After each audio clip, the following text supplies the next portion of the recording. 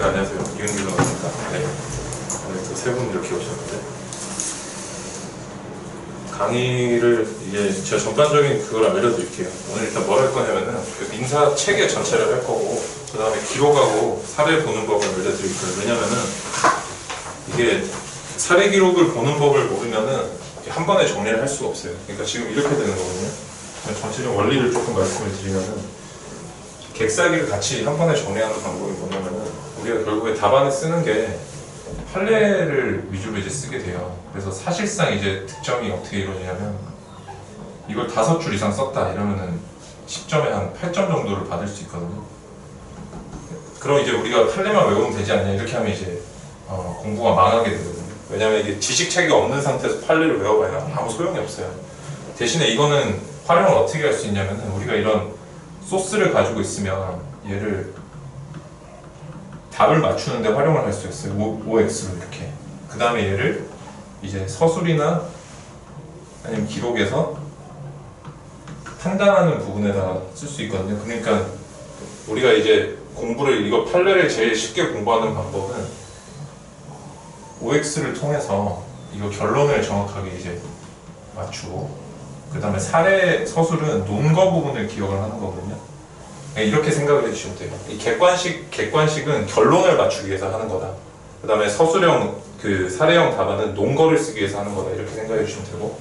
그러면 얘들이 이제 어떻게 기록형에 적용이 되냐면은, 여러분 기록형, 민사기록형 같으면은 이게 청구 취지랑 청구 원인 이렇게 두 개가 있잖아요. 이게 점수 비율이 얼마 정도 될 것 같으세요? 이렇게 몇 대 몇 정도 될 것 같으세요? 3대 5대5? 3대 7 이렇게 될 것 같나요? 2대 8?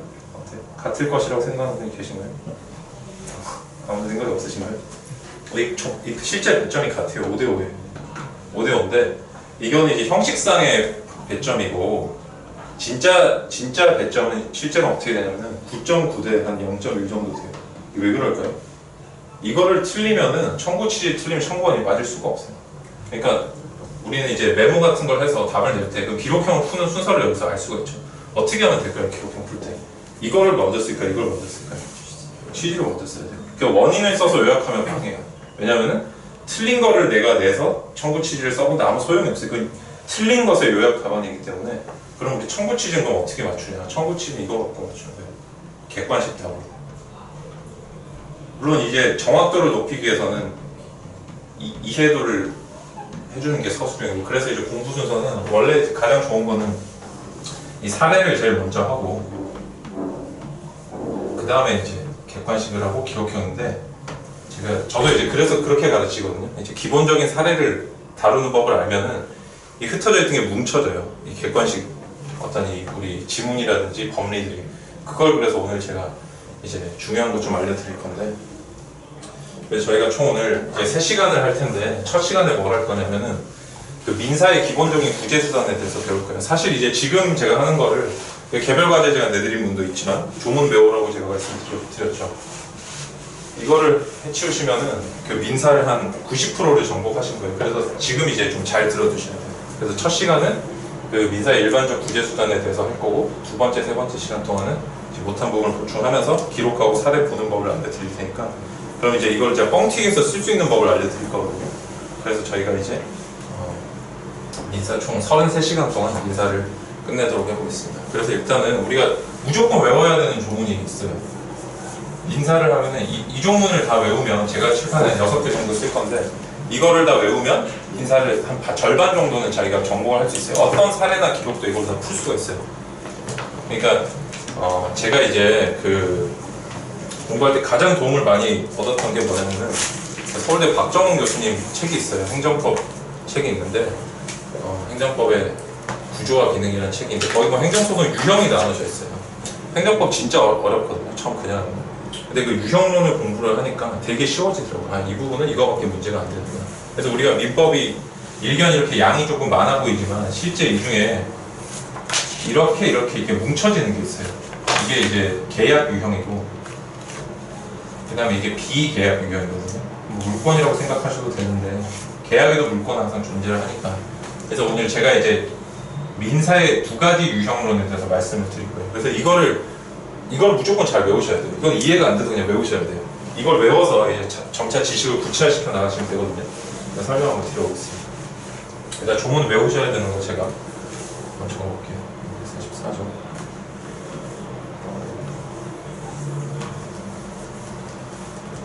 이렇게 되고.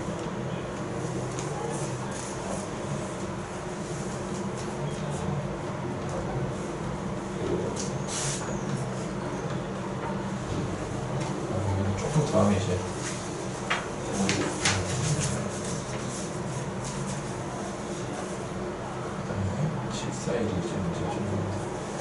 제가 칠판에 지금 적은 거 하나, 둘, 셋, 넷, 다섯, 여섯, 일곱, 여덟 개. 8개는 무조건 외우셔야 돼요. 이거는 자기가 조문을 그냥 딸딸딸 할 수 있어야 돼요. 민사는 이거 안에서 다 끝나요.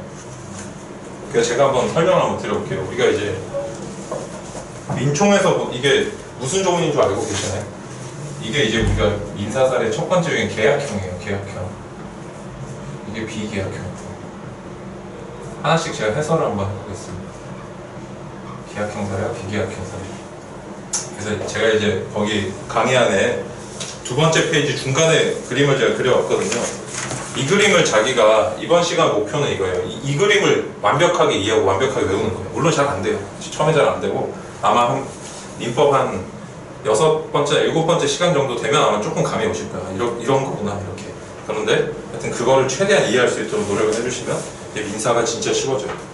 한번 지금부터 설명을 드려보겠습니다. 일단은 390조는 뭐냐면은 390조랑 544조 이거는 채무불이행 책임이라고 하는 거예요. 채무불이행 책임.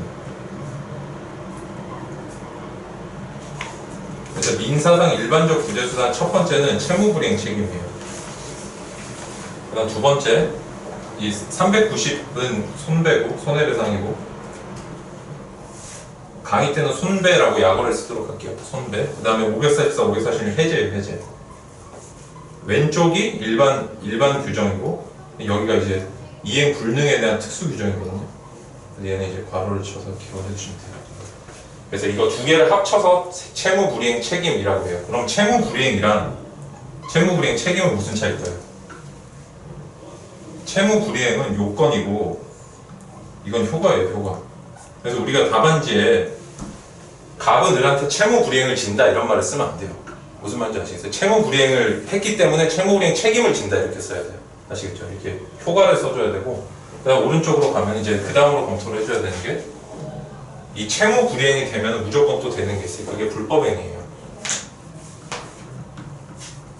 그래서 불법행위로 인한 여기는 해제라는 게 없어요. 왠 줄 아세요?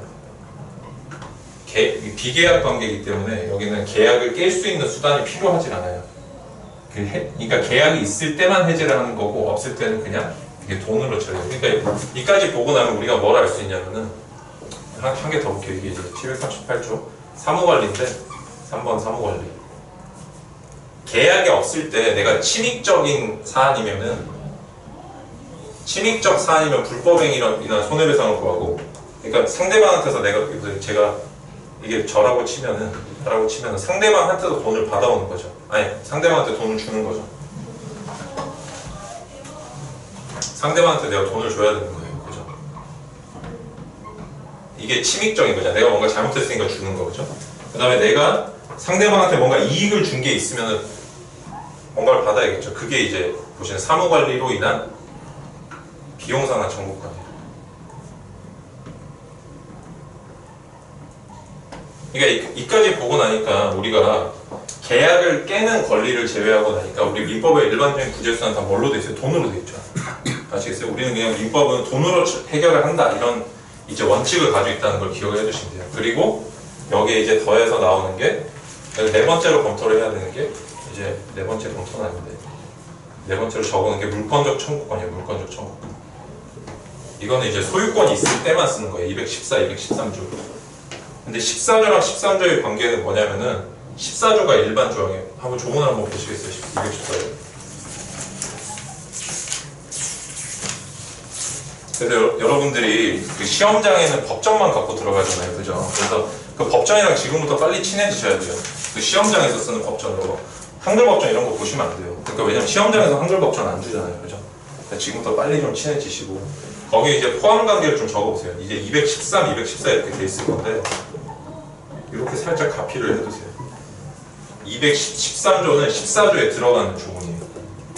얘는 없어도 되는 조문이에요. 이게 없어도 214조로 다 해결할 수 있는 조문이에요.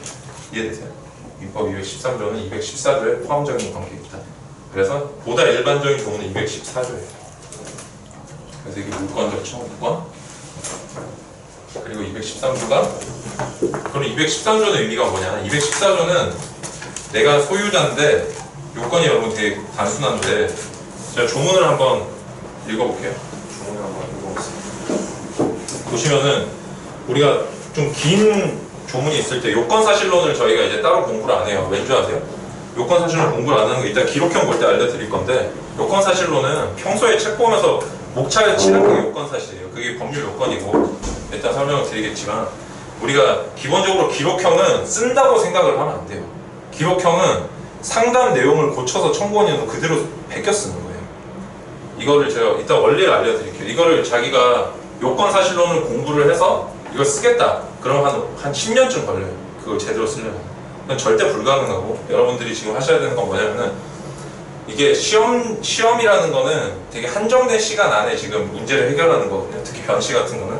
근데 시험이 조금 변호사 시험 변태적이에요. 왜냐면 지금 민사 변호사 시험을 치는 것처럼 해놓고 사실은 민재 시험을 치거든요. 민사 재판실무 시험을 치는 거예요. 그러니까 왜냐면 이게 무슨 뜻이냐면은 만약에 민사 변호사 시험을 낸다고 치면은 우리는 청구 원인만 미친 듯이 주장하고 항변 재항변 안 적거든요. 이해되세요? 근데 이렇게 하면 뭐예요? 무슨 소리를 적어도 다 말이 되잖아요. 소장에는. 그죠? 평가가 잘 안 된다. 그래서 교묘하게 뭐라고 해놨냐면은 실무상 그렇게는 안 하지만 상대방의 예상되는 주장과 이에 대한 답변을 하라. 이게 무슨 말이냐면 이게 상대방이 보내는 통보서는 다 답변서로 보고 풀라는 문제예요. 그러니까 여러분이 문제를 기록형 이따 이제 알려드리겠지만 어떻게 풀어야 되냐면 기록형은 빨리 상담 그 희망사항이랑 그 다음에 증거를 보고 피고를 확정을 먼저 해야 돼요. 그 사람 여기다 답변서를 쓴 사람은 피고예요. 무슨 말인지 아시겠어요? 조금 감은 오시지 않나요? 그래서 그 다음에 답변서를 쓰는 게 이제 판사가 여기 대해서 판단을 하는 거거든요. 그러니까 여러분은 변호사 시험을 치는 것 같지만 사실은 재판실무 시험을 치는 구조로 돼 있어요. 그래서 우리가 이거를 이제 요건사실론 관련해서 제가 설명을 드리다 이렇게 넘어왔는데 214조 같은 거 어떻게 읽으셔야 되냐면 앞으로 읽으실 때 그 법률 요건을 한번 찾아보세요. 214를 각자 펴놓고 뭐가 있어요? 법률 요건은 잘 안 보이시죠? 그게 뭐 한때 뭐는 뭐 할 수 있다 이렇게 돼 있으면 할 수 있다 앞에서 끊으셔야 돼요. 일단 방해의 제거를 청구할 수 있다고 돼 있잖아요. 그 방해의 제거 청구할 수 있다 끊으세요. 그거 효과잖아요. 여러분이 조금 익숙한 걸로 한번 해볼게요. 여러분은 구성 요건을 잘 아시니까 여러분 구성 요건이 무슨 뜻인지 아세요? 구성 요건? 구성 요건이 무슨 뜻일까요? 형법에서 쓰는 말인데 이런 뜻이에요. 법률, 효과, 구성 요건의 줄임말이에요. 근데 우리가 형법에서는 뒷부분에 방점을 찍어서 구성 요건이라고 부르고 민법에서는 다른 법은 앞쪽에 찍어서 법률 요건 이렇게 부른다고 해요. 중간을. 똑같은 말이에요. 법률 효과가 구성된 요건이라는 뜻인데 그럼 그 조문을 읽은 법률 효과가 뭐예요? 형법 250조 1항을 보시면 사람을 살해한 자는 사형 무기징역 5년 이상 사형 무기 5년 이상 징역에 처한다 이렇게 돼 있잖아요. 그럼 거기서 법률 효과가 사형 무기 5년 이상 징역이잖아요. 그러면 214조는 뭐예요? 민법 214조는 방해 제거를 청구할 수 있다 효과거든요. 요건은 뭘까요? 소유자는 방해하는 자에 대하여. 그러니까 소유가 요건이고 방해가 요건이겠죠. 그래서 그 법률 요건은 뭐예요? 소유, 방해 두 개밖에 없죠. 엄청 단순하죠. 근데 민법 750조 이런 걸 보시면 어떠냐면은 요건이 엄청 복잡해요. 고의 또는 과실의 위법 행위로 인하여 타인에게 손해를 가한 자는 그 손해를 배상할 책임이 있다. 이렇게 돼 있으니까 그 손해를 배상할 책임이 있다가 효과고 앞부분이 다 요건일 테니까 고의 또는 과실, 그다음 위법 행위일 것, 타인에게 손해를 가했을 것, 그다음 눈에는 안 보이지만 인과관계가 있을 것 이렇게 4개가 들어가 있는 거잖아요. 그죠? 그러니까 이 얘기를 왜 드리냐면은 213, 14조는 요건이 엄청 단순해요. 그런데 우리가 지금까지 본 권리들하고 차이점은 뭐냐면은 얘를 제외한 나머지 권리 다 돈에 대한 거잖아요. 그죠? 돈인데 근데 213, 14조는 효과가 엄청 세다는 거예요. 예를 들어서 옆집에서 막 밤마다 나팔을 불어요. 그러면은 우리 옆집 사람한테 뭐라고 얘기를 할 수 있어요? 조용히 하세요 이렇게 얘기를 하잖아요. 그게 법적으로 무슨 의미일까요? 이게 우리 집이라면, 내가 전세 들어 사는 집이 아니고 우리 소유의 집이라면 조용히 하라는 말은 물권적 청구권을 행사하는 거예요. 조용히 해라. 그럼 이 사람이 말을 안 들으면 뭐라고 해요? 차단벽을 설치해라. 이사를 가라. 모든 말을 다 할 수 있어요. 나팔을 부숴라. 이게 바로 물권적 청구권이에요. 엄청 세요, 효과는. 그러니까 얘는 요건은 단순하고 효과는 되게 센 권리다. 이거를 일단 캐치를 해두셔야 돼요. 그래서 우리가 계약형 사례, 비계약형 사례 일단 이렇게 해서 제가 구체적인 내용을 이렇게 했는데, 사무관리는 시험에 안 나와요. 이거는 이제 객관식에 뭐 한두 개, 한 개 정도 나오고, 사실 이제 사례나 기록에는 사무관리는 안 나와요. 대신 얘는 단독 사례로 나오는 게 아니라 우리가 이런 게 이제 어디서 구체화가 되냐면은 비용상환 청구권 이런 게 다 사무관리거든요. 그러니까 그거를 제가 지금부터 한번 구체적으로 좀 더 설명을 드려볼게요. 그러니까 우리가 지금 머리에 기억을 남겨둬야 되는 거는 이렇게 일단 생각을 해주세요. 조문은 다 보셨으니까 설명도 조금 드렸고,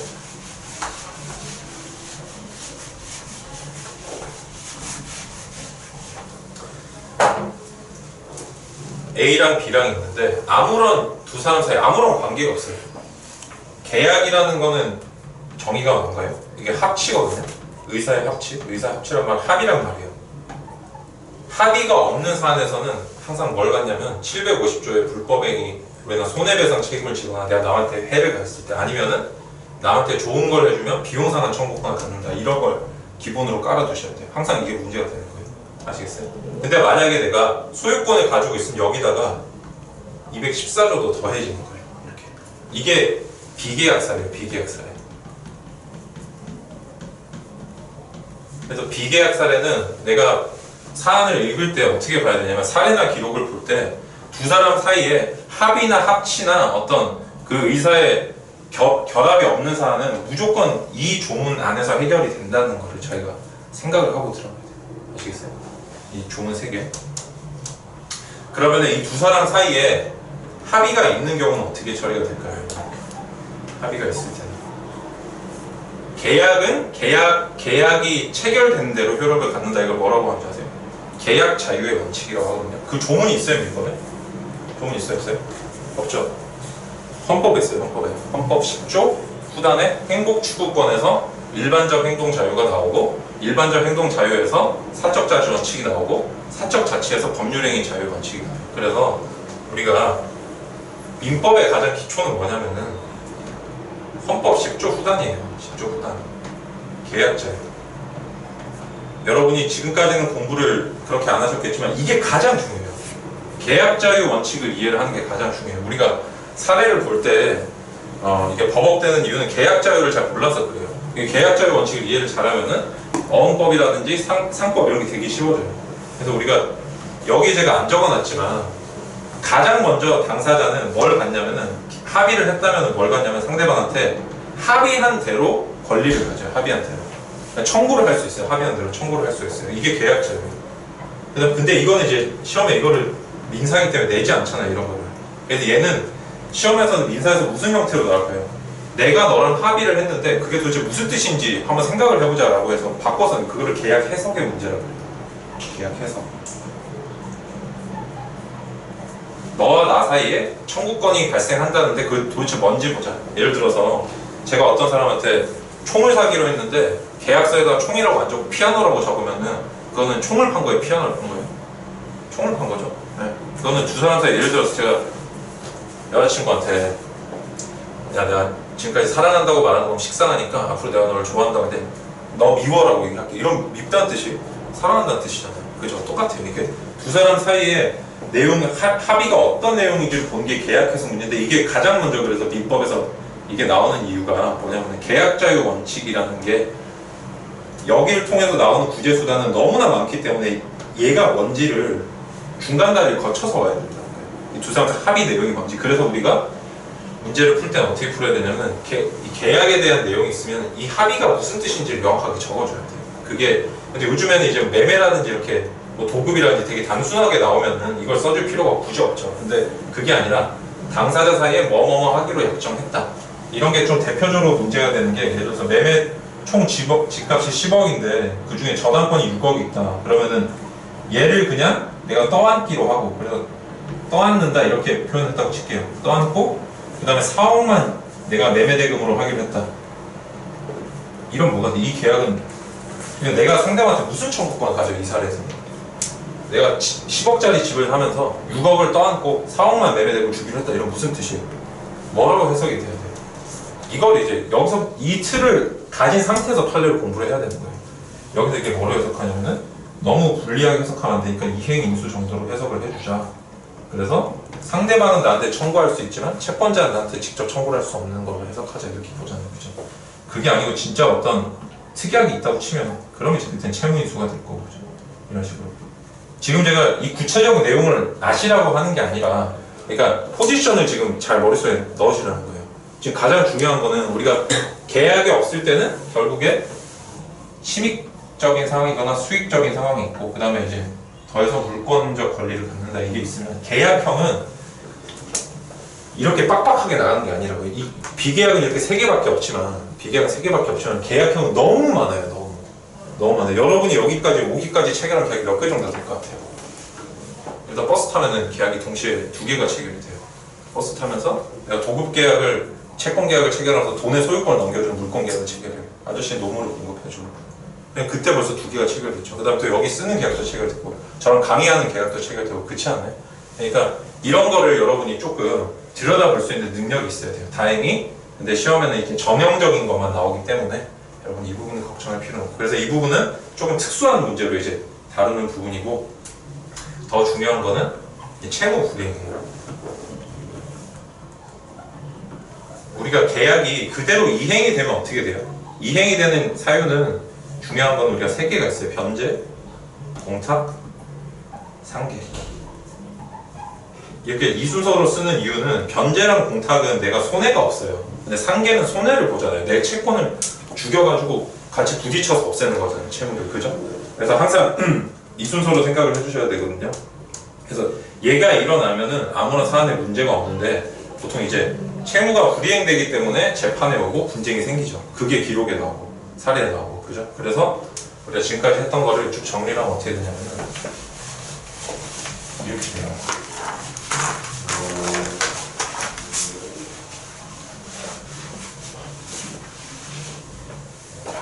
어쨌든 정리를 하면은 그 다음에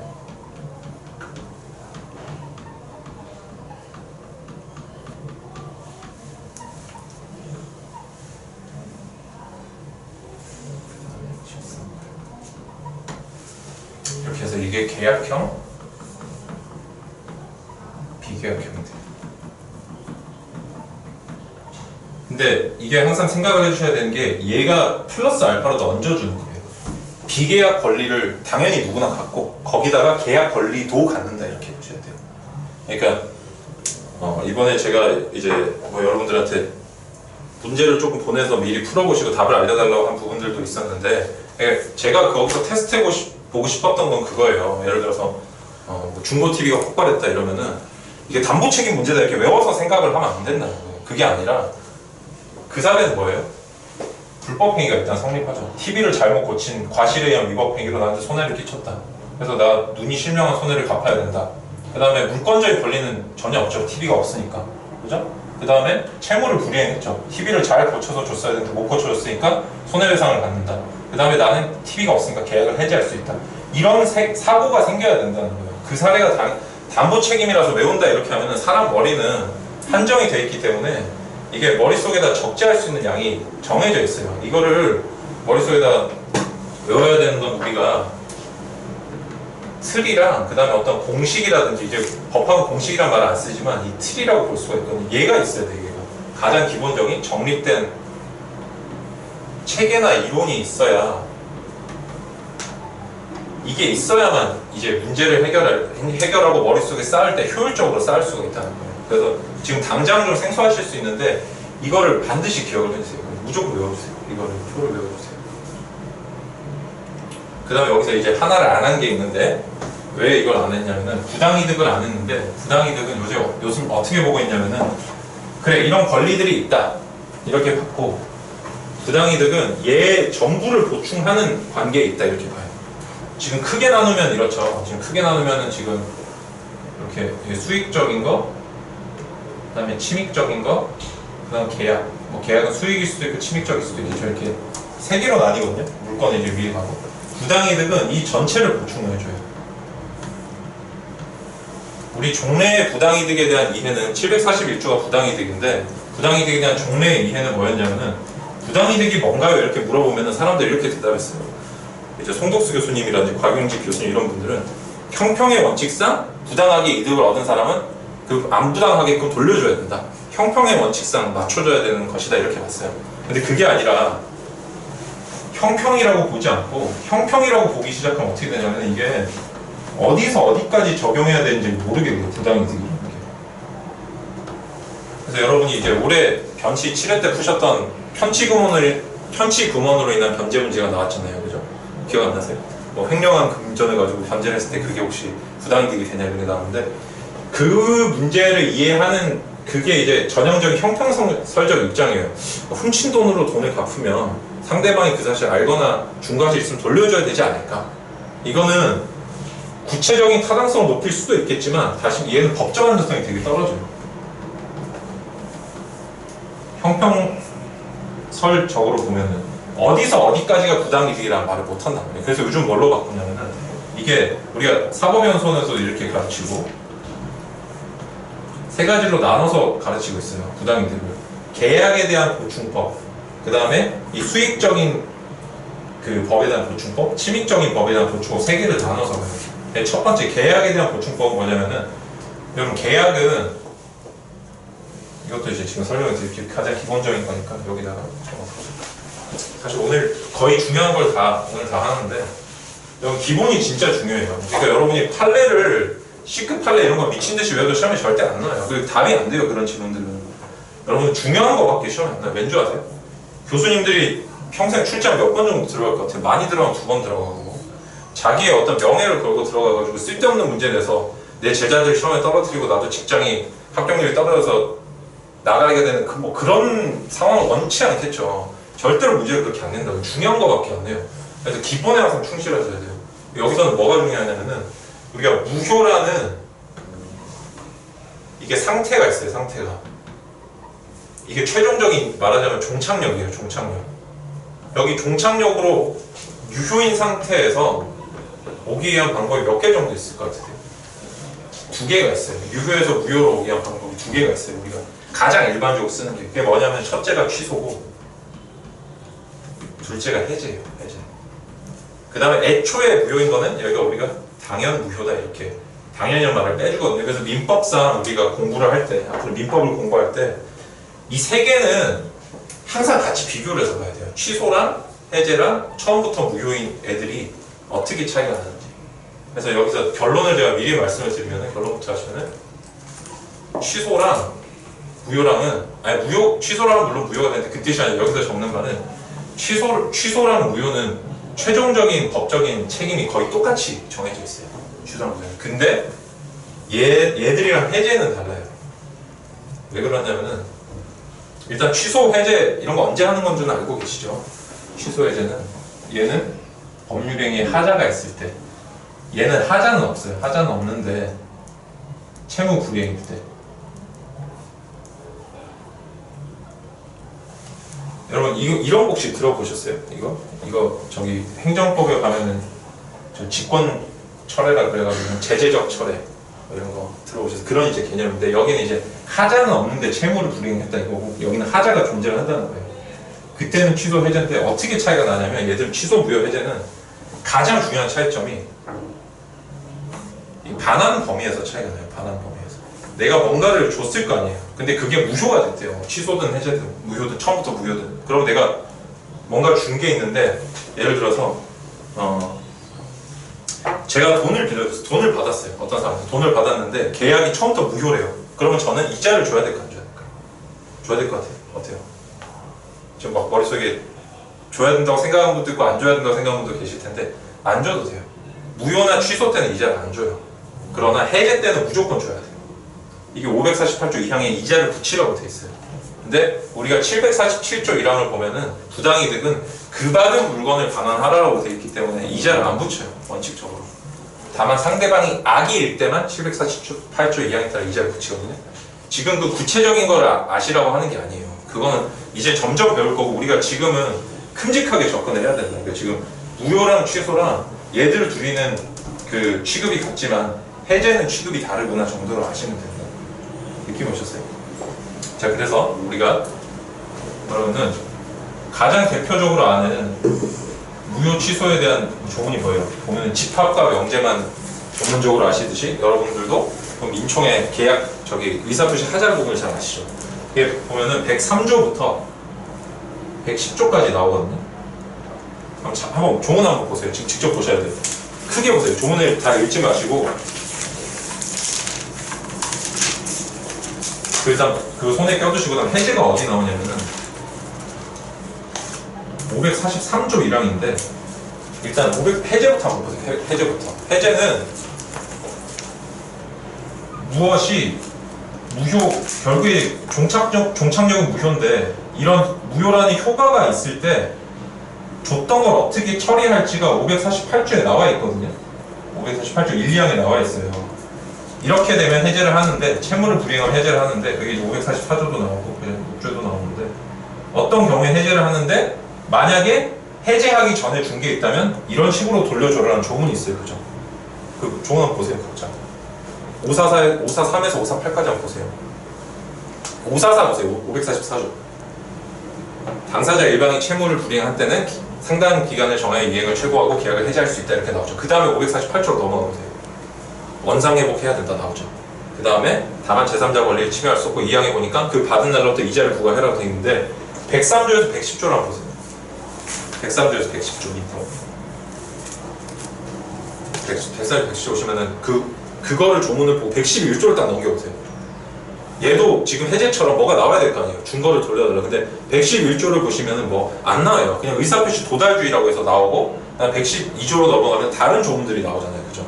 그러니까 우리가 여기가 비어있다는 거예요. 지금 무효나 취소가 됐을 때 이걸 준 걸 어떻게 처리해야 될지 모르겠다 해서 이때 여기에 들어가주는 게 부당이득이다.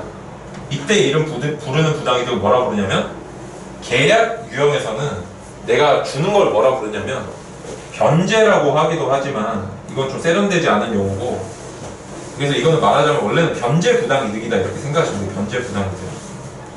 계약상 내가 변제한 걸 돌려달라고 하는 개념이에요. 근데 이거를 독일어로 뭐라고 표현하면 급부라고 불러요. 급부. 일본어인가? 그래서 이거를 변제 부당이득이라고 하지 않고 급부 부당이득 이렇게 불러요. 자, 정확하게 다시 한번 개념적인 다시 한번 해볼게요. 계약이 해제됐을 때는 자기가 받은 급부를 변제받은 거를 어떻게 돌려줘야 되나 조문이 있어요. 근데 무효나 취소가 됐을 때는 조문이 없어요. 그런 조문이. 그렇기 때문에 그때 적용되는 조문이 민법 741조라는 거예요. 계약이 무효나 취소가 됐을 때 적용되는 조문. 이걸 뭐라고 부르냐면 급부 부당이득이라고 부르고, 상대방이 이에 대해서 갖는 권리를 급부 이득 반환 청구권 이렇게 부르고, 그래서 민법 741조는 처음으로 여기 이제 보충을 해주는 거죠. 이게 급부 부당이득. 그냥 부당이득 앞에 급부란 말을 붙이면 돼요. 이걸 그래서 뭐라 부르냐면 급부 이득 반환 청구권을 계약법의 보충 규범이다 이렇게 우리 계약법의 보충. 여러분이 잘 모르시겠으면 청산이라고 생각하셔도 돼요. 청산. 그냥 급부라고 쓰는데 청산이라고 읽으셔도 아무 문제가 없어요. 청산 부당이득이다. 계약을 청산할 때 적용되는 부당이득이다 이렇게 머리에 넣으셔도 돼요. 그럼 이게 정말 중요해요. 여러분 이런 거를 이해를 잘 하시면 전형물 소권 이런 거를 나중에 가면은 계약법의 연장에서 다 이해를 할 수가 있게 돼요. 그 다음에 삼각관계에서 부당이득이라든지 이런 게 지금 이 기본적인 이론을 공부를 잘해주면 그런 판례를 안 외워도 된다고요. 굳이 막 억지로. 아시겠어요? 그래서 이 계약법의 멈춘 게 처음이 급부 부당이득이고, 두 번째 여러분 사무관리는 언제만 될까요? 여러분이 또 제가 하나 또 설명을 드릴게요. 기본적인 틀을.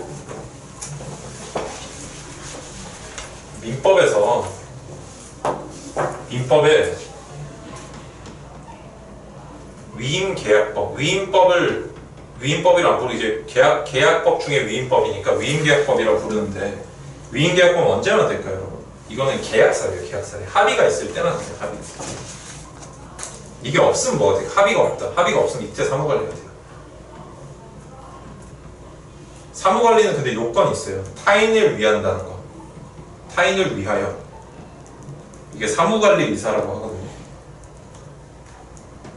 이게 내가 남을 위한다는 의사가 있어야 돼요. 그래서 제가 옛날에 고시생 때 조그만 이제 1층 방에 집에 살았는데 옆방에 다른 방에 또 다른 고시생들이 살고 있는 거예요. 근데 이 방이 어떻게 됐냐면은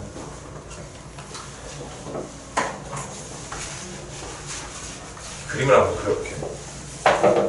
제가 1층에 살던 방이 이렇게 돼 있는데 제 방이 이만하고 제 화장실 여기 막 조그만 방이 하나 있는데 이 벽이 가벽이에요. 가벽이라서 제가 여기서 보일러를 틀면은 전체가 이렇게 따뜻해져요. 전체가 따뜻해져요. 그러면 저는 제가 따뜻하려고 보일러를 켰겠어요? 아니면 옆방 애들도 시혜적으로 따뜻하게 해주려고 켰겠어요? 당연히 제가 따뜻하려고 켰겠죠. 근데 옆방 애들까지 덩달아 따뜻해졌죠. 그럼 이때는 위임이에요, 사무관리? 사무관리? 계약은 없으니까 사무관리인 거 같죠. 사무관리도 안 돼요. 왜? 남을 위한다는 의사가 없거든요. 그럼 이때 뭐가 될까? 이때 적용되는 게 또 부당이득이에요. 사무관리도 아닌데 남이 수익을 받았다. 근데 이때 네가 수익을 받은 거를 돌려받는 거 비용 부당이득이라고 해요. 너가 비용을 아꼈으니까 내가 그만큼 뺏겠다는 뜻이에요. 수익적인 때 적용되는 부당이득을 비용 부당이득이라고 해요. 이거는 그래서 사무관리 의사가 없을 때. 그래서 이 관계가 어떻게 되나요? 사무관리는 위임계약법이 보충 규정이에요. 그래서 위임을 공부할 때 사무관리 같이 공부해야 돼요. 그 다음에 사무관리의 보충 규정이 비용 부당이득 규정이에요. 그럼 이 세 개는 어떻게 차이가 날까요? 그냥 단순하게 적용 법정만 달라지면 의미가 없어요. 어떻게 차이가 나냐면 위임계약법이 돈을 가장 많이 받아요. 보수를. 보수라고 그냥 부르면, 그러니까 비용인데 크게 보면은 보수를 가장 많이 받는 게 위임이에요. 얘는 주관적인 필요비라 그래가지고 내가 생각할 때 필요한 돈을 다 비용을 받을 수 있어요. 예를 들어서 제가 어디 놀러 가면서 이렇게 얘기를 했다는 거예요. 야, 우리 집이 되게 그 천장에 빵꾸가 나니까 비가 오면은 너가 좀 비가 오면은 그걸 잘 땜빵을 해줘라고 위임을 해놓고 왔어요. 옆집 아저씨한테. 옆집 아저씨한테 제가 부탁 좀 할게. 아저씨 오케이 하면 뭐가 돼요? 위임계약이 성립이 된 거예요. 계약서를 써야만 위임계약이 성립된다고 생각하시면 안 돼요. 계약이 성립하시면 된다고 보시면 안 돼요. 그래서 오케이 하고 갔는데 아저씨가 지금 우리 집은 그 뭐라고 해야 될까 기와집인데 거기를 금으로 땜빵을 했다는 거예요. 금으로. 어떻게 돼요? 금이 그래서 원래 수리비가 10만 원이다 100만 원 나왔어요. 아저씨는 저한테 얼마 받을 수 있을까요? 10만 원 받을 수 있을까요? 100만 원 받을 수 있을까요? 100만 원을 받을 수 있어요. 아저씨 판단에 맞다면. 이게 필요비라고 해요. 이거는 주관적 필요비라고 불러요. 위임계약에서. 사무관리는 뭐냐면은 내가 아무 말 없이 그냥 여행을 갔는데 밤으로 아저씨가 옆집에 비가 새네? 그래서 와서 뚱땅뚱땅 해줬어요. 금으로 메꿨어요. 그럼 뭐예요? 아저씨한테 야이! 이러면서 10만 원만 주면 되죠. 이거는 객관적 필요비라고 해요. 객관적 필요비. 여기서. 그래서 우리가 위임에 대한 규정을 보면은 여기 객관적인 필요비. 그러니까 지금 외우지 마시고 차이만 잘 알아주세요. 비용 부당 이득은 뭐냐면은 이거는 주관적 이득만 받을 수 있어요. 주관적 이득. 이게 무슨 뜻이냐면 상대방이 지출하려고 했던 생각에 비춰서 그러니까 상대방 계획에 따라서 지출하려고 했는데 내가 줬을 때만 받을 수 있어요. 예를 들어서 아까 그 사례 있죠. 고시생 이용교 사례를 놓고 보면은 제가 예를 들어서 옆방 애들이 불을 뗄 생각이 없었어요. 그 겨울은 그냥 저기 장판을 틀고 살 생각이었어요. 그럼 제가 돈 한 푼도 못 받아요. 근데 그게 아니라 원래 우리도 불을 틀려고 했는데 형이 틀어주셔서 따뜻해졌다 이런 거예요. 저는 난방비를 받을 수가 있어요. 이해되세요? 그러니까 밑으로 갈수록 뭐가 돼요? 밑으로 갈수록 반환 범위가 줄어든다. 이런 차이가 있다. 이렇게 크게 접근해 두세요. 그러니까 구체적인 결론은 지금 잘 모르셔도 돼요. 근데 우리가 이런 게 되게 중요하고 민법은 되게 정치하게 이루어져 있어요. 그래서 어떤 사례를 딱 봤을 때 대충 이거는 뭘로 처리되겠다 정도는 지금 감을 잡으셔야 돼요. 그 구체적으로 어떻게 처리될지는 지금 이제 깎아서 나가면 돼요. 아시겠죠? 그러니까 항상 공부할 때는 어떻게 되냐면은 이게 시실하고 날실이 왔다 갔다 하듯이 이렇게 하는 분들이 있어요. 이렇게. 그래서 이거를 다 채우라고 하면은 어떤 식으로 사람들이 하냐면은 이걸 다 채운 사람은 시험에 합격시켜준다 이렇게 하면은 여러분들 보통 어떻게 하냐면 이렇게 해요. 에이씨 이러면서 이제 뒤에 빵꾸 나가서 시험에 떨어지는 이게 아니라 공부는 이렇게 해요. 이렇게 이렇게 처음에 이렇게 해놓고 그 다음에 이렇게 하고 내가 이 부분이 좀 더 재밌는 거 같네? 더 채우고 더 채우고 더 채우고 이렇게 하면은 처음에 이 한 뭐 200번 한 것보다 한 진짜 한 30번 40번밖에 안 했지만 얘가 훨씬 그물이 촘촘하다고 얘가 이렇게 짠 게 공부 이렇게 해야 돼요. 민법은 특히나. 그래서 우리가 처음에 그래서 가장 중요하게 알아둬야 되는 게 일반적 구제 수단을 잘 알아둬야 돼요. 얘를 모르면 민법을 알 수가 없어요. 아시겠죠? 이게 어떤 사례를 딱 봤을 때 외우는 것도 물론 좋아요. 외우는 것도 좋은데 그 사례를 외우기 전에 내가 틀은 알고 외워야 돼요. 그러니까 여러분이 외우시는 거를 이렇게 나눠서 생각을 해주셔야 돼요. 사고를 어떻게 나눠야 되냐면 저는 항상 공부할 때 이렇게 하는데 메소드를 이렇게 해야 돼요.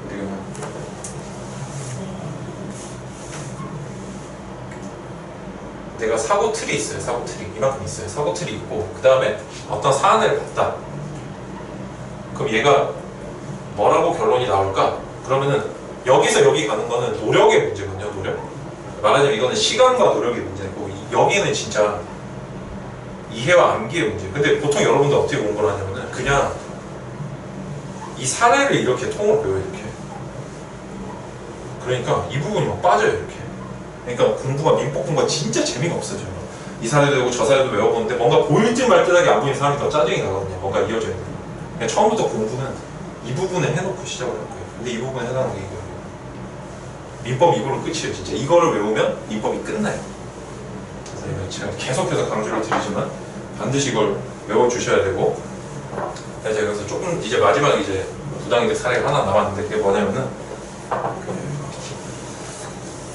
그래서 여기에 들어가는 게 비용 부당이득, 수익적인 사안, 그 다음에 침해 부당이득이라는 마지막 유형에서 이건 뭐냐면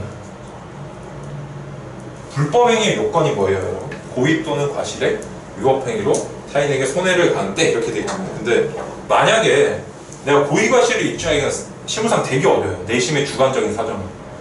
근데 또 상대방이 뭔가 내 걸 쓰기는 썼는데 난 또 손해가 발생 안 했어요. 예를 들어서 어떤 워렌 버핏이 와서 내 계좌를 가지고 주식 갖고 놀았다 이러면 기분이 나빠야 돼요? 좋아야 돼요?